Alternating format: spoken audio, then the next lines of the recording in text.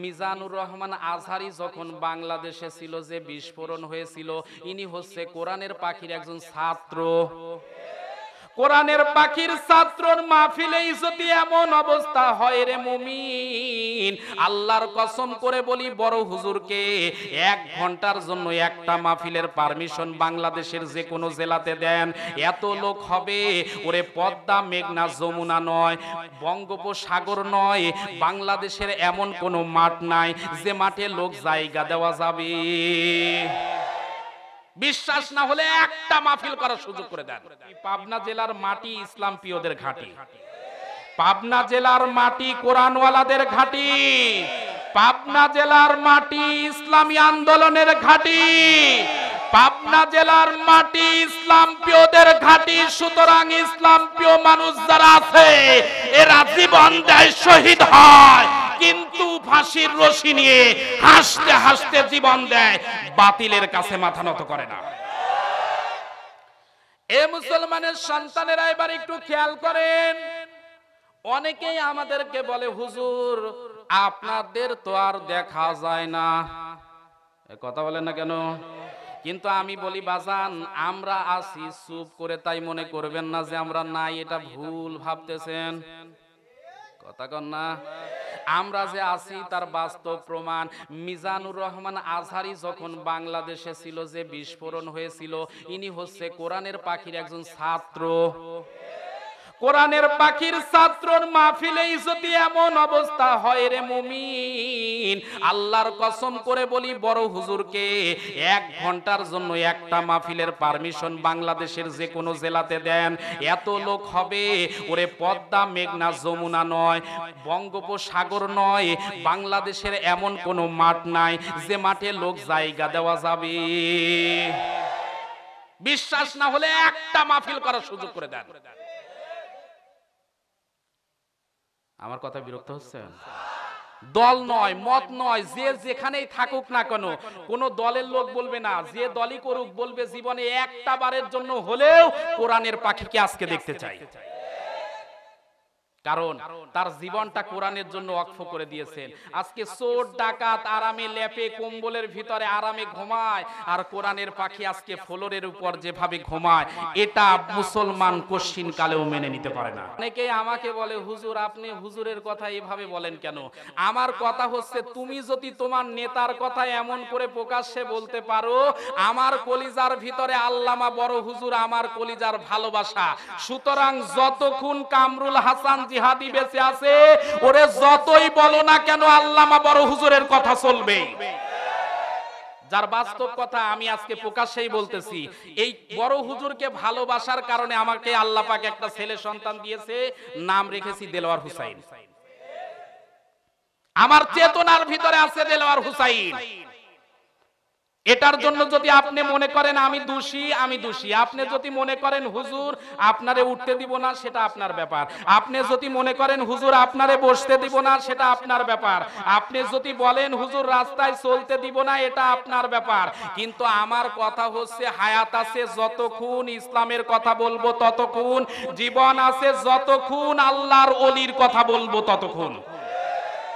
এ বাংলাদেশে আল্লাহর ওলি অনেকেই অনেককে মনে করে, কিন্তু আমি মনে করি জীবন্ত আল্লাহর ওলি যদি থাকে তিনি আল্লামা বড় হুজুর। প্রমাণ চান? আমি প্রমাণও দিতে রাজি। বাংলাদেশে এই সিজনে যত তাফসিরুল কোরআন মাহফিল হয়, যত ইসলামী জলসা হয়, যত এসালে সওয়াব হয়, দেখবেন জালসাও চলতেছে, সব হারে চলতেছে। কয়টা মাহফিলে কয়জন মুসলমান হচ্ছে একটু হাতে গোনেন। না হচ্ছে একটা না সেটা বলবো না, হচ্ছে। কিন্তু আল্লাহর ওলির মাহফিলে যে পরিমাণ লোক ইসলাম গ্রহণ করেছে, এই 10টা বছর যদি তিনি বন্দিশালায় না থাকতো, আল্লাহর কসম করে বলি তার হাতে অসংখ্য মুসলমান আরো যোগ হয়ে যেত। জীবন্ত আল্লাহর ওলি কেন বলি? মুখের একটা পবিত্রতা। আমরা কোরআনের কথা বললে মানুষ পরিবর্তনই হয় না, আমরা কথা বললে আমাদের কথায় তাসিরও হয় না। আর একটা মানুষের কথার কত তাসির, একটা মানুষের কথার কত পবিত্রতা, যার কারণে মানুষ তার বাপ দাদার ধর্মকে ত্যাগ করে দিয়ে ইসলামে দীক্ষিত হয়। জীবন্ত আল্লাহর ওলি কাকে বলে? জীবন্ত আল্লাহর ওলি কাকে বলে? আর একটা জীবন্ত আল্লাহর ওলির কারামত বলতে চাই, শুনবেন ভাই? রাগ করবেন এবার, বেজার হচ্ছেন মনে হয়। আল্লাহর ওলিদের কারামত আছে, এটা বিশ্বাস করেন? নবী যারা তাদের মুজিজা হয়, নবীদের কি হয়? মুজিজা হয়। আর ওলিদের কি হয়? কারামত হয়। কারামত মানে একটা ইঙ্গিত, একটা ইশারা, চিঠি, বার্তা, বিভিন্ন কিছুর অর্থ হতে পারে। এই কারামত কেন বললাম? আল্লাহর ওলি, জীবন্ত আল্লাহর ওলি কেন বললাম? 10 বছর আগে তিনি একটা বক্তব্য দিয়েছিলেন। সে বক্তব্যটার আমি অনুরূপ রেকর্ড সারা বাংলাদেশে বাজিয়েছি, যতদিন বাজবো আমি কামরুল হাসান বাজাতেই চাই। আপনারা কি শুনবেন ভাই? শুনবেন। আল্লাহর ওলি বলেছিলেন, কেন আমি কারামত বললাম সেটা একটু মিলান। আল্লাহর ওলি বলেছিলেন, আমি দেখতে পাচ্ছি বাংলাদেশের ভাগ্য আকাশে উত্তর গগনে কালো মেঘ জমা হয়েছে, ঝড়ের পূর্বাভাস লক্ষ্য করছি। যদি মোকাবেলা করতে না পারেন সক্ষম ভাবে, এমন গাঢ় কালো অমাবস্যার রাত নেমে আসতে পারে যার সুবেহে সাদিক হওয়া অসম্ভব। সুতরাং আপনারা কি কাফের বেঈমানদের মতো বাঁচতে চান? বিড়ালের মতো 500 বছর বেঁচে থাকার কোনো লাভ নাই, সিংহের মতো 1 ঘন্টা বাঁচতে চায়।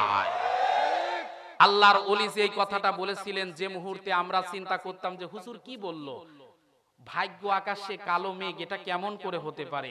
10 বছরের ব্যবধানে আজকে তাকিয়ে দেখেন, ভাগ্য আকাশে আজকে কালো মেঘের ঘন ঘটা বিরাজমান। আজকে আমাদের জবান পর্যন্ত বন্ধ করে দেওয়া হচ্ছে। হাত দিয়ে লিখতে পারবেন না, হাত দিয়ে বলতে পারবেন না, ধরতে পারবেন না, ধরলে হাত ভেঙে দেওয়া হয়। মুখ দিয়ে বলতে চাইলে আমাদের মুখে আজকে জবানে টেপ মারা দেওয়া হচ্ছে। তাহলে আল্লাহর ওলি যেটা বলেছিলেন সেটা বাস্তব না অবাস্তব? এ মুসলমানের সন্তানেরা, এই জন্য বলি, আল্লাহ পাক রব্বুল আলামিন দয়া করে এই আল্লাহর বান্দাকে, এই গোলামকে এই পৃথিবীর জন্য, আমাদের জন্য একটা নিয়ামত দিয়েছিল। আজকে হয়তোবা আপনি বুঝতেছেন না, আমরা বুঝতেছি না, কিন্তু ভারতের জমিনে যদি আপনি যান, আপনি বিশ্বাস না হলে একবারের জন্য দাওয়াত নিয়ে যেয়ে দেখেন, অথবা ভারতে যেয়ে দেখেন, দেখবেন ভারতের হিন্দুরা, দাদা বাবুরা পর্যন্ত বলবে, বাংলাদেশ থেকে এসেছেন হুজুর, আল্লাহর ওলির কি খবর? সুবহানাল্লাহ বলবেন না? সুবহানাল্লাহ বলবেন না? ভারতে সফর করে দেখা গেছে রে বাজান, আল্লাহর ওলিকে হিন্দুরা পর্যন্ত ভালোবাসে। এজন্য আমি আল্লাহর ওলির জন্য একটা জীবন্ত একটা গান বলতে চাই। আপনারা কি রাগ করবেন? বিরক্ত হবেন? তাহলে আমার সাথে একটু গাওয়া লাগবে ভাই, গাইবেন না? গাবেন আমার সাথে যদি গান, তাহলে জীবন্ত একটা আল্লাহর ওলির গান শোনাতে চাই। গাইবেন তো? বহুদিন ধরে হয়নি তো শোনা প্রুত জবানের সুর, বহুদিন ধরে হয়নি তো শোনা প্রুত জবানের সুর। করছে না কেন? হে আলোর সাকি কোরআনের পাখি, হে আলোর সাকি কোরআনের পাখি, আহা তুমি কত দূর, আহা তুমি কত দূর। রেখেছে জালিম বন্দি তোমায়, রেখেছে জালিম বন্দি তোমায়, আধারিয়া কারাগার। পারেনি তোরা রুখে দিতে চেতনার পারাবার, পারেনি তোরা রুখে দিতে চেতনার পারাবার। বহুদিন ধরে হয়নি তো শোনা প্রুত জবানের সুর।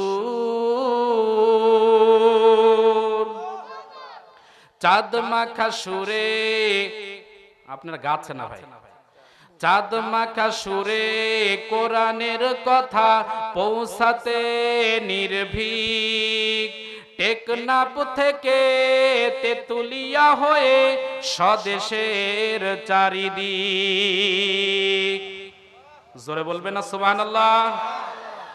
চাঁদ মাখা সুরে কোরআনের বাণী পৌঁছাতে নির্ভীক, টেকনাফ থেকে তেতুলিয়া হয়ে স্বদেশের চারিদিক, আলিয়ার মাঠে প্যারেডের মাঠে পল্টন ময়দানে মুখরিত হতো লাখ লাখ ঠোঁটে, মুখরিত হতো লাখ লাখ ঠোঁটে কোরআনের জয়গান বারবার। পারেনি তোরা রুখে দিতে চেতনার পারাবার, পারেনি তোরা রুখে দিতে চেতনার পারাবার। বহুদিন ধরে হয়নি তো শোনা প্রুত জবানের সুর।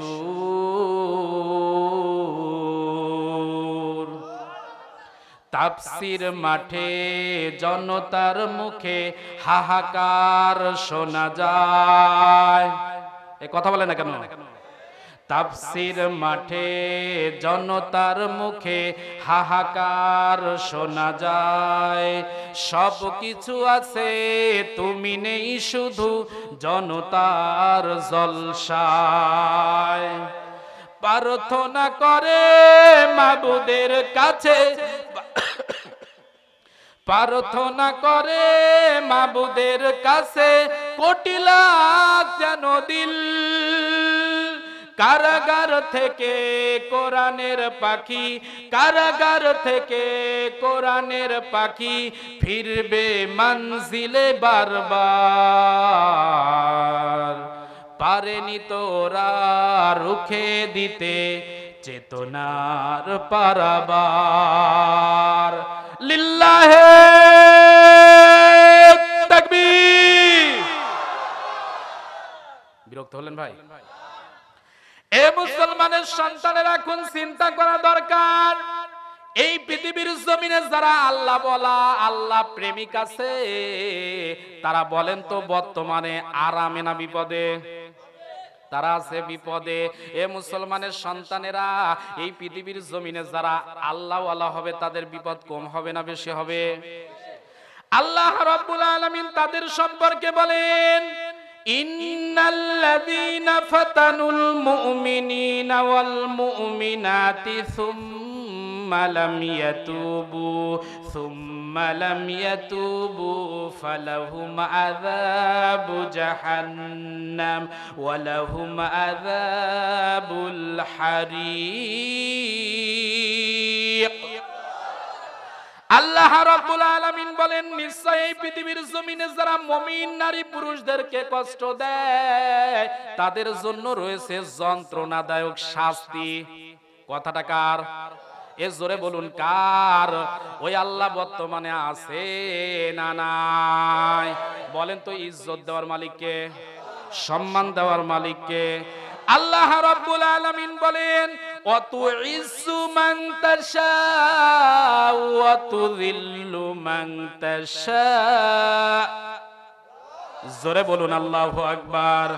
আল্লাহ রাব্বুল আলামিন বলেন, আমি আল্লাহ রাব্বুল আলামিন যারে চাই সম্মান দেই আর যারে চাই আমি আল্লাহ রাব্বুল আলামিন অপমানিত করি। ওই আল্লাহ আছে না ভাই?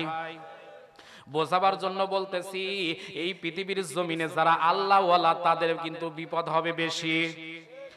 আল্লাহ রাসূলের সাহাবীরা যখন বদর এবং উহুদের যুদ্ধ যখন হয়ে গেছে, বিশ্বনবী আমার যখন মদিনার বর্তমান প্রেসিডেন্ট, নবী আমার কি বর্তমানে যখন মদিনার প্রেসিডেন্ট, এমন সময় মুনাফিকদের একটা প্রতিনিধি দল এসে বিশ্বনবীকে ডাক দিয়ে বলে, নবী আমার, আমরা হচ্ছে আপনার নতুন সাহাবী, আমাদের এলাকাতে কোরআন বোঝে এমন কোনো মানুষ নাই, আমাদের এলাকাতে কোরআনের দাওয়াত দেয় এমন কোনো মানুষ নাই। ইয়া রাসূলুল্লাহ, হাবিবাল্লাহ, হুজুর আপনি যদি দয়া করে আমাদের সাথে, আপনি সাহাবীদের মধ্যে থেকে একটা প্রতিনিধি দল আমাদের সাথে পাঠান, তাহলে আমরা মুসলমান হিসেবে তাড়াতাড়ি ইসলামের বিধানগুলো শিখে ইসলাম মানতে পারবো। নবী আমার তাদের ষড়যন্ত্রকে বুঝতে না পেরে হযরতে আসেম রাদিয়াল্লাহু তাআলা আনহুকে সহ 10 জনের একটা প্রতিনিধি পাঠিয়ে দিলেন। সুবহানাল্লাহ বলবেন না? নবীর সাথে থেকে যখন সাহাবীদেরকে 10 জনকে নিয়ে যখন প্রতিনিধিকে নিয়ে মুনাফিকরা যখন চলে যাচ্ছে, এ মুসলমানের সন্তানেরা একটা বারের জন্য খেয়াল করেন, মুনাফিকদের মাথায় আমি আগেই বলেছি টুপি আছে না নাই, মুখে দাঁড়িয়ে আছে না নাই, নামাজ রাসূলের পিছনে পড়েছে কি পড়ে নাই, তার মানে সিনার কোনো কায়দা আছে? আল্লাহর রাসূলকে ধোঁকা দিয়ে বোকা বানিয়ে সাহাবীদের 10 জনকে নিয়ে যখন চলে যায়, পাহাড়ের পাদদেশে যাওয়ার পর মুনাফিক বেঈমানদের সাথে আগের থেকেই কন্টাক্ট করা ছিল। এমন সময় বলতেছো, কে আসো? মুসলমানদের প্রতিনিধিদেরকে নিয়ে এসেছি, তোমরা এবার আক্রমণ করতে পারো। আল্লাহর রাসূলের সাহাবী হযরতে আসিম রাদিয়াল্লাহু তাআলা আনহু বুঝতে পারলেন ওরে আর বাঁচার মতো কোনো কায়দা নাই, যে কোনো সময় শাহাদতের পেয়ালা পান করতে হবে। এই জন্য তিনি সাহাবীদেরকে ওয়াজ করে দিলেন, ও আল্লাহর রাসূলের সাহাবীরা রে, যে কোনো সময় শাহাদতের পেয়ালা পান করা লাগবে, এই জন্য তোমরা আল্লাহর উপর ইস্তেকামত হও। পাহাড় থেকে যখন বেঈমানেরা যখন তীর ছোড়া শুরু করে দিল, এক পর্যায়ে 8 জন সাহাবী ওই জায়গায় শাহাদত বরণ করে আল্লাহর জান্নাতে চলে গেলেন। 2 জন সাহাবীকে ধরে নিয়ে বেঈমানেরা যখন মক্কায় ফিরে আসলো, আসার পর একটা ঘরের ভিতরে ঢুকিয়ে দিয়ে হযরতে খুবাইব রাদিয়াল্লাহু তাআলা আনহু এবং অন্য একজন সাহাবীকে ঘরের ভিতরে ঢোকানোর পর ওরে খানা দেয় না, পানি দেয় না। বলেন তো একটা মানুষ খানা ছাড়া পানি ছাড়া কি বেঁচে থাকতে পারে? এ কথা বলেন পারে? কিন্তু বাঁচাবার মালিক কে? বেঈমানেরা খানা দেয় না, পানি দেয় না। হযরতে খুবাইব রাদিয়াল্লাহু তাআলা আনহু যে ঘরে ছিল, আল্লাহ রাব্বুল আলামিনকে ডাক দিয়ে বলে, মালিক তোমার পয়গম্বর ইব্রাহিম আলাইহিস সালাতু ওয়াস সালামকে যদি আগুনের অগ্নিকুণ্ডের ভিতরে যদি 40টা দিন যদি বাঁচিয়ে রাখতে পারো, তোমার রাসূলের সাহাবী খুবাইবকে কি বাঁচিয়ে রাখতে পারো না? আল্লাহ পাক রব্বুল আলামিনের কাছে চাইতে যেন দেরি হয়, খুবাইবের কাছে আল্লাহর পক্ষ থেকে জান্নাতি খাবার আসতে দেরি হয় না। এ মুসলমানের সন্তানেরা বলেন তো, ওই আল্লাহ আছে না নাই? আমার বিশ্বাস আজকেও যারা খুবাইবের মতো যারা বন্দী হয়ে আছে, একটা বারের জন্য চিন্তা করেন, করোনাকালীন সময় আমরা দেখলাম 10 দিন যদি একটা ঘরের ভিতরে বন্দী হয়ে থাকা লাগছে, ওরে তাই তো ভালো লাগে না? কথা কন, কথা কন। আরে একটা মানুষ 10টা বছর ধরে একটা জায়গায় অন্ধকারে কিভাবে আছে, একটু চিন্তা করা দরকার, একটু ফিকির করেন। 10টা দিন আপনি এক ঘরে যদি করোনার কারণে আবদ্ধ থেকেছেন, থাকা সম্ভব নয়, কষ্ট হয়েছে, বাধা বিপন্নতা সবকিছু পেরিয়ে আপনি ঘর থেকে বের হয়েছেন। আর একটা মানুষ 10টা বছর কিভাবে আছে? কথা বলে না কেন? আল্লাহর দয়া ছাড়া এটা সম্ভব? আল্লাহর দয়া ছাড়া সম্ভব?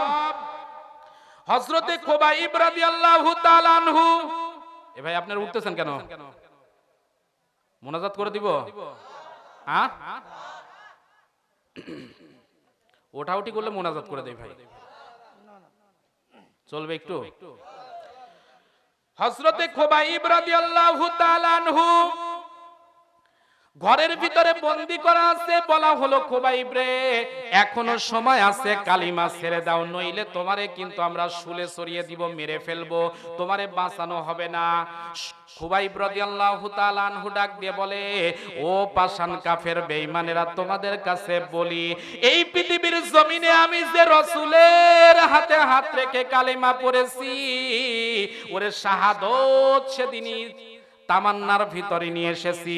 সুতরাং মৃত্যুর ভয় আমাদের দেখিও না, আমরা তো সেই জাতি মুসলমান, শাহাদত বরণ করতে রাজি কিন্তু মাথা দিতে রাজি না।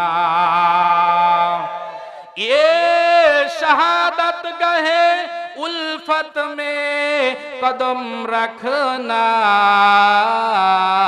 लोग समझाता है आसान है मुसलमान होना। লোকেরা মনে করে মুসলমান হওয়া খুব সহজ, কিন্তু আল্লামা ইকবাল রহমাতুল্লাহ আলাই বলেন না, মুসলমান হওয়া খুব সহজ নয়, বরং মুসলমান হওয়ার অর্থ হলো শাহাদাতের ঈদগাহে শামিল হয়ে যাওয়া। এ মুসলমানের সন্তানেরা, হযরত খুবাইব রাদিয়াল্লাহু তাআলা আনহু বলে, আমারে মৃত্যুর ভয় দেখিও না, আমি মৃত্যুর কাছে ওরে জানটা আমি আল্লাহর জন্য সঁপে দিয়েছি, কোনো ব্যাপার না, মৃত্যুবরণ করতে রাজি, কিন্তু তোমাদের কাছে আমি আপোষ করে কালিমা ছাড়তে রাজি না। খুবাইব রাদিয়াল্লাহু তাআলা আনহুকে ডাক দিয়ে বলল, খুবাইব তোমার ঈমানের তেজস্বী কত দেখতে চাই। খুবাইবের সাথে যে আল্লাহর রাসূলের আরেকজন সাহাবী ছিল, উত্তপ্ত গরম তেল জ্বালানোর পর খুবাইবকে সামনে নিয়ে, খুবাইবের সামনে আল্লাহর রাসূলের সাহাবীকে টকবগে ওই তেলের ভিতরে যখন ছেড়ে দিল, ওরে সঙ্গে সঙ্গে মুহূর্তের ভিতরে দেখা যাচ্ছে মানুষ নাই, শুধু একেবারে মানুষের যে হাড়টি, মানুষের যে কঙ্কাল, এটা দেখা যাচ্ছে। খুবাইব রাদিয়াল্লাহু তাআলা আনহু দুই চোখের পানি ছেড়ে দিয়ে কান্দে। বাতিল শক্তি চিন্তা করেছে, খুবাইবের চোখে যেহেতু পানি, খুবাইব হয়তো বা দুর্বল হয়েছে, এবার যদি কালিমা ছাড়তে বলি সে কালিমা ছাড়বে। খুবাইবকে ডাক দিয়ে বলে, খুবাইব রে, লজ্জার কোনো কারণ নাই, টেনশনের কোনো কারণ নাই, এখনো যদি তুমি কালিমা ছেড়ে দিতে চাও, তোমারে আমরা মুক্ত করে দিব, সুন্দর নারীর সাথে বিবাহ দিব, আমাদের ক্ষমতার থেকে একটা অংশ তোমাকে দিয়ে দিব। খুবাইব রাদিয়াল্লাহু তাআলা আনহু ডাক দিয়ে বলে, বেঈমানেরা রে, আমি এই জন্য কাঁদি না, আমি চিন্তা করতেছি আমার সামনে আল্লাহর রাসূলের একজন সাহাবী, আমার দ্বীনি সাহাবী ছিলেন, আমার দ্বীনি ভাই ছিল, আমার সামনে হাসতে হাসতে আল্লাহর জান্নাতে চলে যায়, কিন্তু আমি মৃত্যুর কাছে হার না মানার কারণে, আমি শাহাদাত নসিব না হওয়ার কারণে এখনো পর্যন্ত আমি দুনিয়ায় বেঁচে আছি, আমি জান্নাত না যাওয়ার কারণে আমি এখনো জান্নাত যেতে পারলাম না, এই জন্য আমি কাঁদতেছি।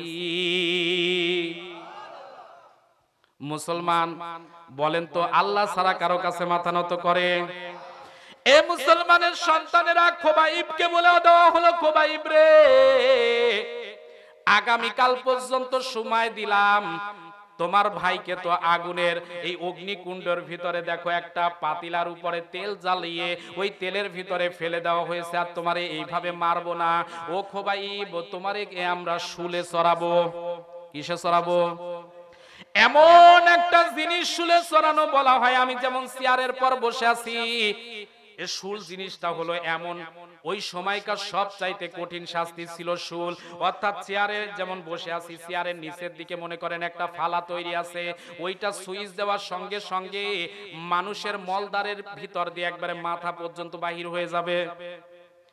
এখন চিন্তা করেন তো, জীবন্ত মানুষকে যদি এইভাবে কষ্ট দিয়ে মারা হয়, একটা মানুষ যদি জানে এইভাবে আমারে শাহাদাতের নজরানা দেওয়া হবে, বলেন তো কোন মানুষ কি চিন্তা ছাড়া থাকতে পারে?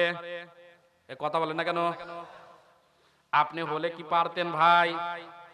আমাদেরকে যদি বলা হয়, হুজুর আগামী কালকে যদি এইরকম চলেন তাহলে কিন্তু বাড়িতে আসতে দিব না, দেখবেন আমাদের মাথায় টেনশন ছাড়া কিছু ঘুমই হয় না।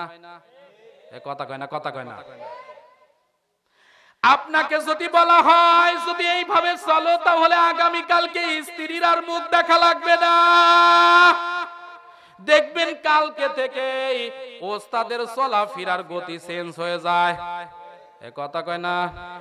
এত ইমানদার, দেখবেন ইমানের গতি চেঞ্জ হয়ে গেছে, ও চিন্তা করে না যা হয় হোক, আমি ওই দলে এখন আছি। আমার মনে হয় আপনার বিরক্ত হচ্ছেন ভাই, রাগ করতেছেন মনে হয়। খুবাইর কোথায় আছে? খুবাইরকে একদিনের জন্য সময় দেওয়া হলো। কয় দিনের জন্য সময় দেওয়া হলো? খুবাইর এখনো বোঝো, না হইলে শুলে চড়িয়ে তোমাকে শেষ করে দিব। খুবাইর আপাতত ওখানেই থাক। আমি আপনাদেরকে ডিজিটাল একটা সূরা শোনাতে চেয়েছিলাম, শুনবেন? শুনবেন? শুনবেন? ডিজিটাল সূরাটা শোনার জন্য একটু মনোযোগ দিতে হবে। আপনাদের এই ফরিদপুর থানায়, ঘড়ি দেখতে হবে না, আর বেশিক্ষণ কথা বলবো। আপনাদের এই ফরিদপুর থানার ভিতরে মনে করেন একজন ইমাম সাহেব মসজিদে চাকরি করে, সভাপতির বাড়িতেই থাকে। একটু মনোযোগ দিয়ে শুনতে হবে। শুনতেছেন আমার কথা? আপনাদের এই ফরিদপুর থানার ভিতরে যে ইমাম সাহেব সভাপতির বাড়িতেই থাকে, ওনার বাড়িতেই খাওয়া দাওয়া করে, এভাবেই চলে। মসজিদের যেহেতু মেহরাবের উপর উঠে তিনি চিন্তা করলেন, এতদিন অনেক ওয়াজ করেছি, অন্তত পক্ষে আমি একটু আলেম হিসেবে সুদের বিরুদ্ধে কথা বলবো। সুদের বিরুদ্ধে কথা বলার পর দেখতেছে ও আল্লাহ, বিষয়টা এমন হয়ে গেছে নামাজ শেষে সভাপতির মুখের দিকে আর তাকানো যাচ্ছে না। ডাক দিয়ে বলতেছে, চাচা ব্যাপারটা কি, আপনার মনটা এত খারাপ কেন?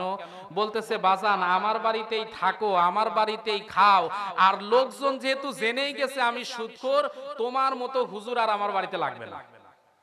চাকরি আছে না গেছে? এ কথা বলেন, চাকরি আছে না গেছে? ইমাম সাহেব চিন্তা করলো, আচ্ছা বেকায়দায় পড়ে গেলাম, চাকরি চলে গেল। আচ্ছা ঠিক আছে, এই এলাকায় আর হবে না, মনে করেন ফরিদপুর ছেড়ে উনি চাটমোহর বাজারের দিকে চলে গেলেন। ওখানে একটা ইমামতি নিলেন। ইমামতি নেওয়ার পর উনি চিন্তা করতেছে, সুদের উপর কথা বলার কারণে প্রথম জমাতে আমার চাকরি যেহেতু চলে গেল, আজকে সুদের কথা বলবো না, পদ্মার উপর কথা বলবো। কিসের উপর কথা বলবো? পদ্মার উপর কথা বলার পর দেখতেছে মসজিদের যিনি ক্যাশিয়ার, ওরে বাবা, মসজিদের ক্যাশিয়ারের মুখ সভাপতির মুখ আর কত কালো হয়েছিল, তার চাইতে 3 গুণ কালো হয়ে গেছে। ডাক দিয়ে বলতেছে, ভাইজান আপনার মনটা খারাপ কেন? বলতেছে, আমার বাড়িতেই থাকো আর আমার বাড়িতেই খাও, আমার মেয়ে যে এডওয়ার্ড কলেজে পড়াশোনা করে আর যে লেডিস কায়দায় যায়, এটা যেহেতু জাতি জেনেই গেছে, তোমার আর চাকরি লাগবে না। চাকরি আছে না গেছে? এ কথা বলেন, চাকরি আছে না গেছে? ইমাম সাহেব চিন্তা করলো, 2 জমাতে 2 চাকরি গেল। আচ্ছা ঠিক আছে, ফরিদপুরও হলো না, চাটমোহরও হলো না, এবার অন্তত ভাঙ্গুরা ভিতরে একটু যেয়ে দেখি জয়েন্ট টয়েন্ট লাগানো যায় কিনা। ভাঙ্গুরা আছে না আপনাদের থানা? ভাঙ্গুরা গেল। ওখানে যাওয়ার পর ইমাম সাহেব চিন্তা করতেছে, প্রথম জমাতে সুদের উপর কথা বলার জন্য চাকরি চলে গেল, ঘুষের উপর পর্দার উপর কথা বলার জন্য চাকরি চলে গেল, সুতরাং আমি আজকের মসজিদে কোনো বয়ানই করব না। কি করব না? ইমাম সাহেব যারা আছেন আমার কথাগুলো একটু নজর দেন, আলেম যারা আছেন আমার কথা একটু চিন্তা করতে পারেন। উনি বলতেছে, আমি আজকে আর বয়ানই করব না। মসজিদে জুমাবারে ইমাম সাহেব খুতবাটা নিয়ে শুধু খুতবাটা দেখেন আর ঘড়ির দিকে তাকান। যখন 1টা বেজে 15 মিনিট বেজে গেল, এমন সময় ইমাম সাহেব বলতেছে, যারা সুন্নত নামাজ পড়েননি মেহেরবানি করে সুন্নাত পড়ে নেন। এ ভাই, আপনারা কি আমার দিকে খেয়াল আছে? অন্যদিকে খেয়াল করলে ওয়াজ বুঝবেন না। কিন্তু যথারীতিভাবে সুন্নত আদায় হয়ে গেল। এরপর খুতবা দেওয়ার পর ইমাম সাহেব নামাজে দাঁড়িয়েছে, সূরা ফাতিহার পর প্রথম রাকাতে পড়তেছে, ইয়াসিন ওয়াল কুরআনিল হাকীম ইন্নাকা লামিনাল মুরসালিন।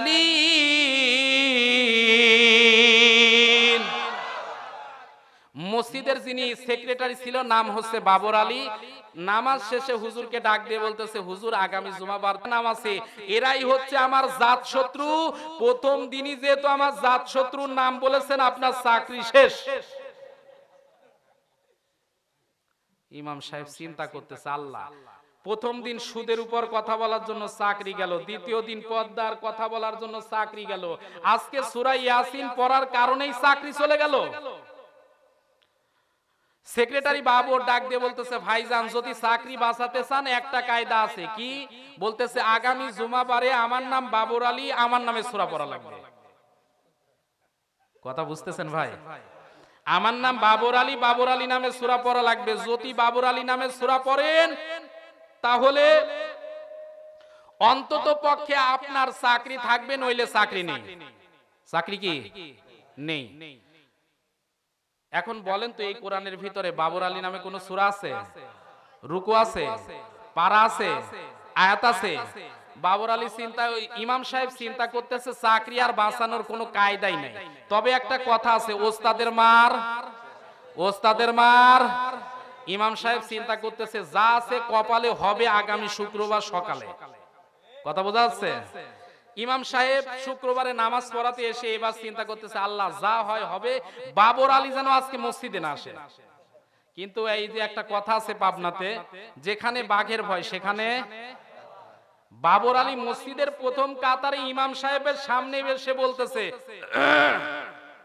হুজুর মনে আছে তো, আজকে আমার নামে সূরা হবে, যদি সূরা হয় তাহলে ইমামতি বাঁচবে, নইলে চাকরি।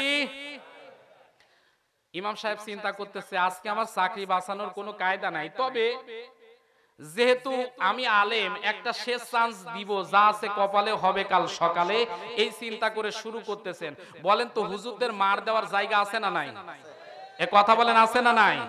এখানে যারা আলেম আছেন, টুপিওয়ালা আছেন, দাড়িওয়ালা আছেন, মাদ্রাসা শিক্ষিত আছেন, অথবা ইউটিউবের মাধ্যমে যারা শুনবেন তাদেরকে উদ্দেশ্য করে বলতেছি, এটা ডিজিটাল সূরা, কোরআনের সূরা নয়, ইমামতি বাঁচাবার জন্য। কি বললাম? ইমামতি বাঁচাবার জন্য। তে উনি একটা সূরা পড়তেছে সূরা ফাতিহার পর, আমি কি বলবো? শুনবেন শুনবেন, ইমামতি বাঁচাবার জন্য সূরা ফাতিহার পর পড়তেছে, ইয়া বাবর আনতা কালবুন ওয়া আবুকা খিনজিল ওয়া জাদ্দুকাল হিমার ওয়া ইন্নাহুমুল জাহিলুন। বাবর আলী মসজিদে কোনদিন সূরা ফাতিহার পর আমিন জোরে বলে না, আজকে শোনার পরই বলতেছে আমিন। লোকজন বলতেছে বাবর আলী ভাই কোনদিন মসজিদে এত জোরে আমিন হয় না, আজকে আমিন হলো। বলতেছে বেটা বেয়াদব, তুই বুঝলি না আমার নামে সূরা পড়ছে, আমিন না বলে থাকা যায়? মাদ্রাসা শিক্ষিত একজন ছিল, বলতেছে ভাই সূরা পড়ছে এটা ঠিক আছে, কিন্তু কি বলছে আপনি কি জানেন? বলে না। তো বলতেছে আমি কি একটু বলবো? তো বলতেছে হ্যাঁ বলেন। আমি কি বলবো? বলতেছে ইয়া বাবর, হে বাবর, আনতা কালবুন, তুই হলো কুকুর, ও আবুকা খিনজিল, তোর বাপ হলো খিনজিল, ওয়া জাদ্দুকাল হিমার, তোর দাদা হলো গাধা, ওয়া ইন্নাহুমুল জাহিলুন, তোর 14 বংশ গাধার বংশ গাধা। এই জন্য বলি আলেমদেরকে যত মারবে অ্যাঙ্গেলে আলেমরা কিন্তু মারবে জানাজা নামাজের প্যান্ডেলে। কথা বলেন ঠিক কিনা? আরো জোরে বলুন ঠিক কিনা? আজকে যারা আমাদেরকে বলো হুজুর ধরো, হুজুর মারো, হুজুর ধরো, হুজুর ধরো, আজকে যারা আমার টুপি সহ্য হয় না, দাড়ি সহ্য হয় না, পাগড়ি যারা দেখলেই চুলকায়, আমি মনে করি ও মারা যাওয়ার সময় ও দাদা নানা 14 গোষ্ঠীর কাছে ওসিয়ত করা দরকার, আমার টুপি দাড়ি দেখলেই অ্যালার্জি হয়, ওরে আমার মৃত্যুর পর কোনো ঠাকুর দিয়ে জানাজা পড়াবে, কোনো হুজুর দ্বারা জানাজা পড়াবে না। ও সারা জীবন আমারে দেখলেই চুলকায়, আমারে দিয়ে যদি জানাজা পড়ান, আমি কিন্তু দোয়া ডিজিটাল কায়দায় পড়াবো। আমিও বলবো আল্লাহ সারা জীবন এই ব্যক্তি হুজুরদের দেখতেই পারে নাই, সারা জীবন দাড়ি দেখলেই চুলকিয়েছে, সারা জীবন আমাকে দেখলেই ওর লাগেছে, সারা জীবন আমাকে দেখলেই ওর কাঁপা কাঁপি বেঁধেছে, কবরের ভিতরে মুনকার নাকির ফেরেশতার পর ডিজিটাল কায়দায় ওরেও ঝালাপালা করে ছেড়ে দিও। যা, কোথায় যাবি যা। এ কথা বলে না কেন? এ মুসলমানের সন্তানেরা, হযরতে খুবাইব রাদিয়াল্লাহু তাআলা আনহু ঘরের ভিতরে আছে। আপনাদের কি মনে আছে খুবাইব রাদিয়াল্লাহু তাআলা আনহু কোথায় আছে? ঘরের ভিতরে বন্দী হয়ে আছে। খুবাইব রাদিয়াল্লাহু তাআলা আনহুকে যখন শুলের দিকে নিয়ে যাচ্ছে, আল্লাহর নবীর সাহাবী শুলে সরিয়ে দিয়ে এমন সময় যখন হত্যা করবে, আল্লাহর রাসূলের সাহাবী ডাক দিয়ে বলে, ও জালেমেরা রে, মৃত্যুর আগে তোমাদের কাছে আমি বেশি কিছু চাই না, আমি 2 রাকাত নামাজ পড়তে চাই। কি চাই? 2 রাকাত নামাজ পড়তে চাই। জালেমদের ভিতরে কিছু লোক বলে নামাজ পড়তে দিব না, কিছু লোক বলে না, মৃত্যুর সময় যেহেতু চেয়েছে, মৃত্যুর সময় যেহেতু চেয়েছে সেটা আমাদের করা উচিত। এই হিসেবে যখন জালেমদেরকে বলা হলো, জালেমদেরকে একটা আদেশ করা হলো, আমি 2 রাকাত নামাজ পড়তে চাই। এ মুসলমানের সন্তানেরা, আমি খেয়াল করে বলি, এমন সময় জালেমরা বলতেছে নামাজ পড়তে দিব, কেউ বলে পড়তে দিব না। এমন সময় হযরতে খুবাইব রাদিয়াল্লাহু তাআলা আনহুকে নামাজ পড়ার জন্য 2 রাকাত অনুমতি দেওয়া হলো। বলেন তো মৃত্যুর সময়ও নামাজ দরকার আছে না নাই? নামাজ দরকার আছে না নাই? আমরা নামাজ পড়তে চাই কি চাই না? আমাদের সমাজে নামাজ কি সবাই পড়ে? কিছু লোক দেখবেন পীরের মুরিদ হয়ে আগে নামাজ পড়তো, এখন নামাজই পড়ে না। ওদের এই রকম স্লোগান, পানির নিচে বাতি জ্বলে ঝড় বাতাসে নেভে না, ওরে আমার বাবার মুরিদ হলে নামাজও লাগে না। এরকম আছে না নাই? অনেকে আবার গান গাইতেছে, মন চলেছে সুরেশ্বর, কিসের বাড়ি কিসের ঘর, বাতিগুলো নিভে দিয়ে আল্লাহ আল্লাহ জিকির কর। কথা কন, কথা কন। ওরে নারী পুরুষ একত্রিত হয়ে যদি বাতি নিভিয়ে দিয়ে যদি জিকির হয়, ওখানে কি জিকির হয় এটা কি জাতির জানা বাকি আছে? এই জন্য আমি বলি এইগুলোরে ধৈরা অন্দর মহলে লইয়া কাঁচা কুঞ্চি দ্বারা সাইজ করা দরকার। একটা ভণ্ডকে ধরে যদি এরকম সাইজ করা যায়, টেকনাফ থেকে তেতুলিয়া, রূপসা থেকে পাতুরিয়া, সুন্দরবন থেকে বান্দরবন পর্যন্ত একটা ভণ্ড পীরকে যদি এইভাবে সাইজটা করা হতো, আল্লাহর কসম করে বলি ৫৬,০০০ বর্গ মাইল এরিয়ার ভিতরে একটা ভণ্ড পীর ভণ্ডামি করার সুযোগ পেত না। সুতরাং ভণ্ডদের বিরুদ্ধে ঐক্যবদ্ধ হতে কারা কারা রাজি আছে? মুসলমান দুটি হাত তোলা লাগে না।